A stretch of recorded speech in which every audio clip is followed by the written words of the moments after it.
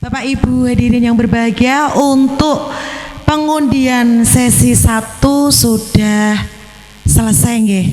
Nanti masih ada 2 sesi lagi. Nggih, nanti ditunggu saja. Maka dari itu jangan pulang dulu, tunggu wayang sampai selesai agar mendapat hadiah utama pastinya. Bapak Ibu yang kami hormati, dilanjutkan dengan penyerahan tokoh wayang dari Bu Lurah kepada Bapak Dalang dan didampingi oleh Bapak Camat. Kepada Bapak Dalang untuk menyiapkan diri. Monggo, waktu kami aturkan.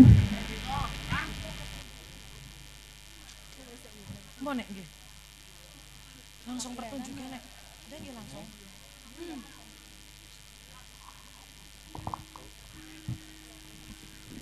Nggih, bismillahirrahmanirrahim. Ini saya serahkan tokoh wayang Narayana. Niki nom-nomane Kresna. Nggih. Saya serahkan ke Pak Dalang untuk apa namanya Pak? Gebyake.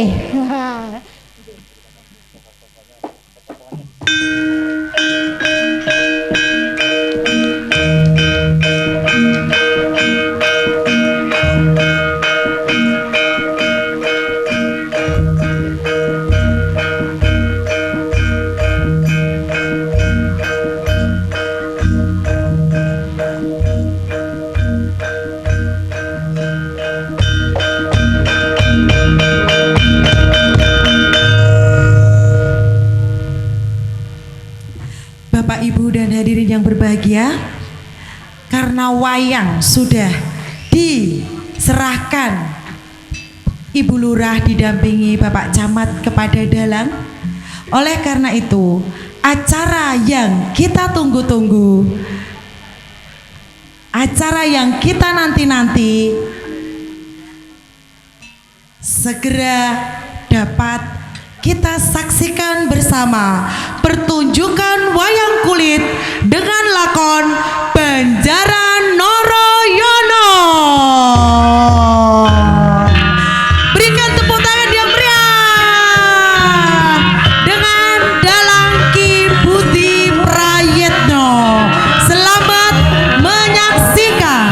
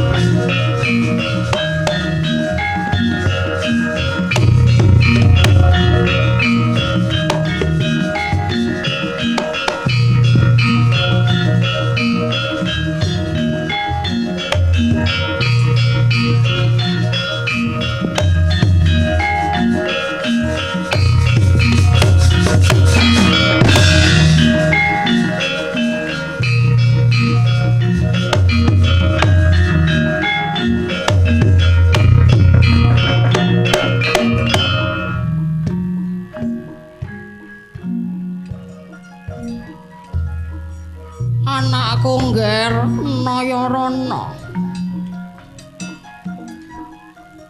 Aja kasenggopan bapa sagupa iki ora ngerti tumindakmu dina iki Nayarana, Nayarana.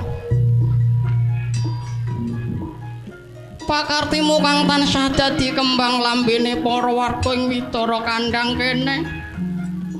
Anggonmu wis dadi tumindak ngecu begal ngerampok pakartimu mau gawe wirangipun bapa Sagopa Ngger Nayarana. Mula yen pancen jeneng sira ora gelem nglereni nggonmu dadi begal luwih becik lunga saka Widara Kandhang kene minggah to Ngger Nayarana tinimbang nyenyepat meripat njejember jerambah lunga saka pertapan Widara Kandhang kene lunga sing adoh kono Ngger Nayarana.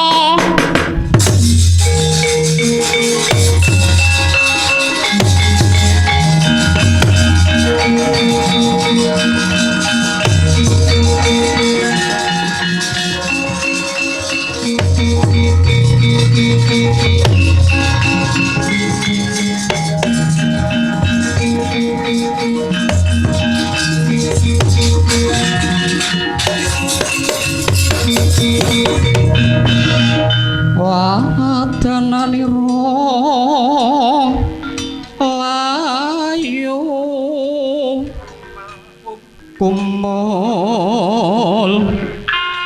pucem ranyo morodani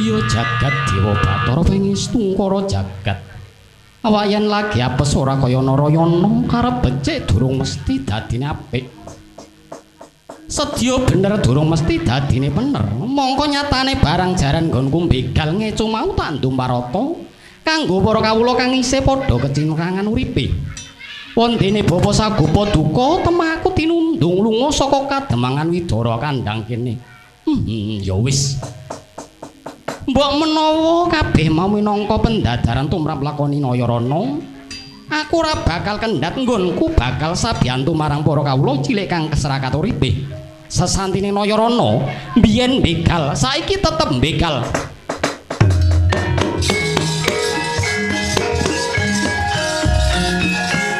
miat langening kalagyan naglar pandamoncar tinon ler kakonan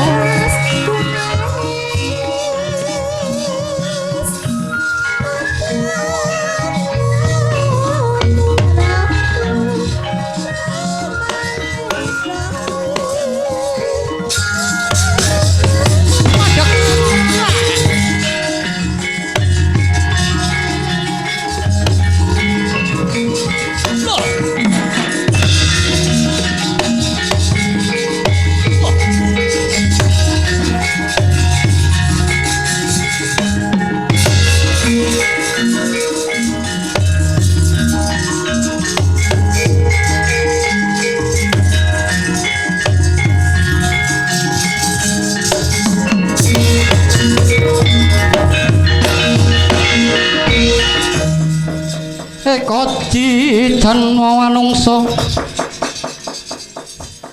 Baskara Candra Busana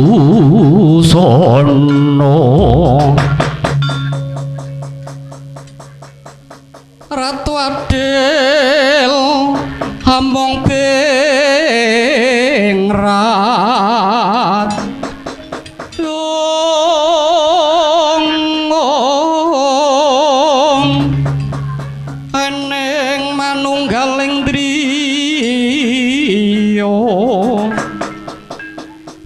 Tias keling tunggal sajuga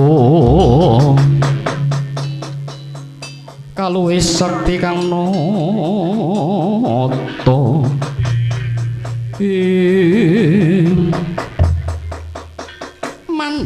mandhek dhisik kowe mandeka sisana. Oh Allah dalah.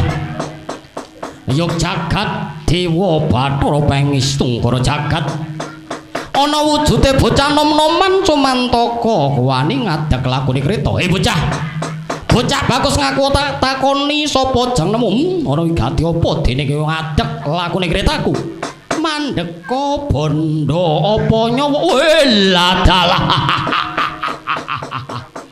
Karemu piye? Kok nyumbari tembung bondo apa nyawa kuwi piye karemu? Yen kowe abot nyawamu, bandamu dunasa kreta. Ning kosok baline yen kowe abot bandamu, endi dodonya dodom prasajan wae. Ditepungke aku begal Nayara. Lah dalah begal goblok. Begal desa kowe. Lek nom mripatmu jerengan kuping sapa sing kok adep iki? Tumenggung Dirgapati keseting ratu Gustiku ing negara Sengkapura Prabu Basara Kangsa. Ayo, yen pancen kowe kepengin ngulungake nyawamu, ayo maju. Maju.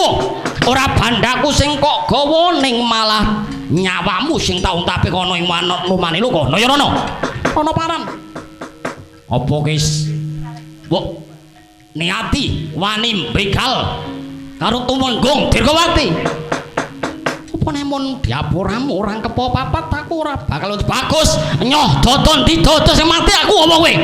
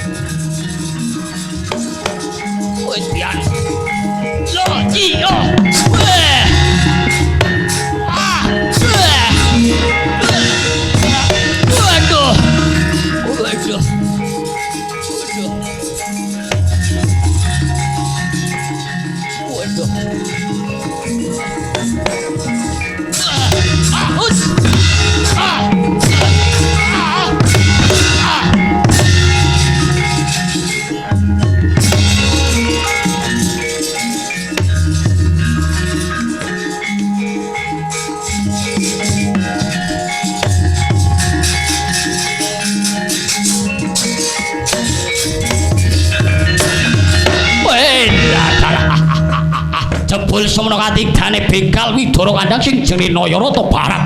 Nayarana, Padawanen kabeh bondo donya sing ana kretaku. Kowe ora ngerti yen aku iki sadine telik sandine Prabu Baswara Kongsum dadi atur yen dunung mono kene kowe. Nyuwun kula sowan nyuwun.